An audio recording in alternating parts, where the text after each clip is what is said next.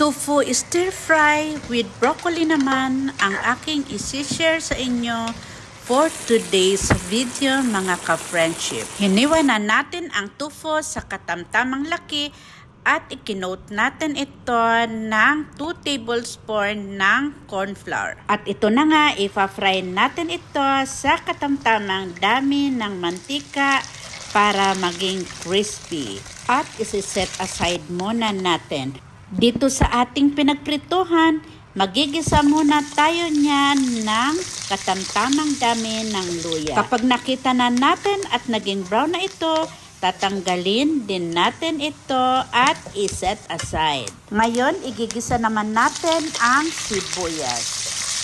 Hintayin lang natin ito na maluto at isusunod na natin ilalagay ang crab meat.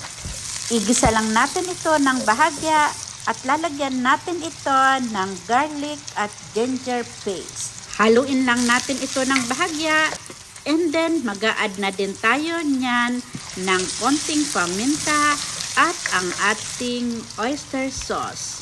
Haluin lang natin ulit para mag-combine ang mga ingredients at pagkatapos isusunod agad natin na ilalagay ang ating broccoli. Lalagyan din natin ito ng konting tubig para maluto ang ating gulay. Saglit lang natin ito pakukuluan para hindi ito ma-overcook.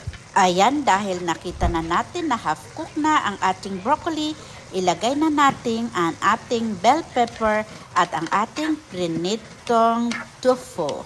Nagkanaw na rin ako dito ng 1 tablespoon of corn flour para ilagay sa ating niluluto pampalapot ng sauce. Sa panghuli, lalagyan natin ito ng onion leaves at sesame seeds. O ayan, luto na ang ating masarap na tofu stir fry with broccoli.